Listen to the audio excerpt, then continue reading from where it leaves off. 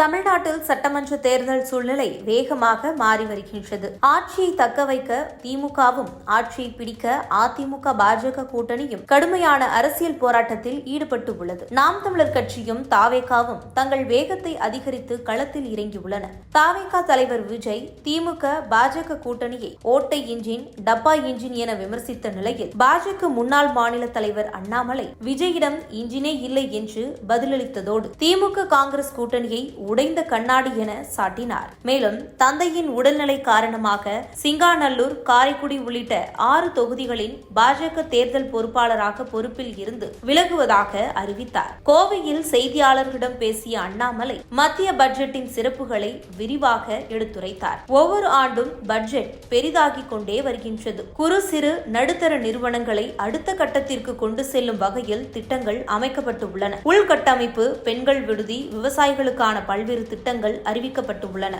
அமெரிக்காவுடன் நீண்ட காலமாக இருந்த ஒப்பந்தம் 18% முடிவுக்கு வந்துள்ளது. எல்லா மாநிலங்களுக்கும் பயனளிக்கும் வகையில் நல்ல பட்ஜெட் கொடுக்கப்பட்டுள்ளது. தமிழ்நாடு அதை சரியாக பயன்படுத்திக் கொள்ள வேண்டும் என்கிறார். அவர் தொடர்ந்து, அண்ணாவின் ஆட்சிக்கும் திமுக ஆட்சிக்கும் சம்பந்தமே இல்லை. அண்ணாவின் குடும்பம் அரசியலில் ஈடுபட இல்லை. இன்றைய திமுக ஆட்சி அண்ணா என்கிற பசு மீது நிற்கும் காக்கா போன்றது. திமுக மீதான பொறுப்பு திராவிட சித்தாந்தத்திற்கு எதிராக மாறி வருகின்றது. ஒவ்வொரு திமுக அமைச்சரையும் ஒரு அறையில் வைத்து அண்ணாவை பற்றி 10 கருத்துக்கள் எழுத சொன்னால் யாருக்கும் எழுத தெரியாது என விமர்சித்தார். தந்தையின் உடல்நிலை காரணமாக தேர்தல் பொறுப்பில் இருந்து விலகுவதாகவும், சட்டமன்ற தேர்தலில் போட்டியிடுவேனா என்பது காலமே சொல்லும் என்றும் தெரிவித்தார். கட்சியில் இருந்து ஒருவரை சஸ்பெண்ட் செய்ய முடியாமல் காங்கிரஸ் தலைவர் இருக்கிறார். காங்கிரஸ் அடிமை கட்சியாக உள்ளது. திமுக காங்கிரஸ் கூட்டணி உடைந்த கண்ணாடி. ஸ்டாலின் என்ன சொன்னாலும் தேசிய ஜனநாயக கூட்டணி உறுதியாக உள்ளது. தமிழ்நாட்டில் சட்டம் ஒழுங்கு சீர்கெட்டு உள்ளது.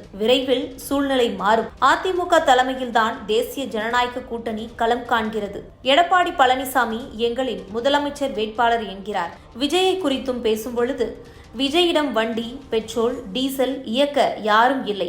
234 தொகுதிகளில் வேட்பாளர்களை நியமிக்க முடியுமா? வீதி வீதியாக பிரச்சாரம் செய்து மக்கள் ஏற்றுக்கொண்டால் பார்க்கலாம். தொண்டர்களிடம் கைத்தட்டல், விசில் வாங்க வேண்டும் என்பதற்காக மட்டுமே விஜய் பேசுகிறார். மக்களை சிந்திக்க வைக்கும் வகையில் எந்த திட்டமும் அவர் முன்வைக்கவில்லை. அவரின் பேச்சை பற்றி நாங்கள் கவலைப்படவில்லை என கூறினார். இறுதியாக ராகுல் காந்தி நாடாளுமன்றத்தில் பற்றை போய் பேசுகிறார் என்று சாடியுள்ளார். மொத்தத்தில் அண்ணாமலை தனது பேச்சில் திமுக காங்கிரஸ் கூட்டணியை கடுமையாக விமர்சித்ததோடு பாஜக அதிமுக கூட்டணியின் வலிமையை வலியுறுத்தினார்.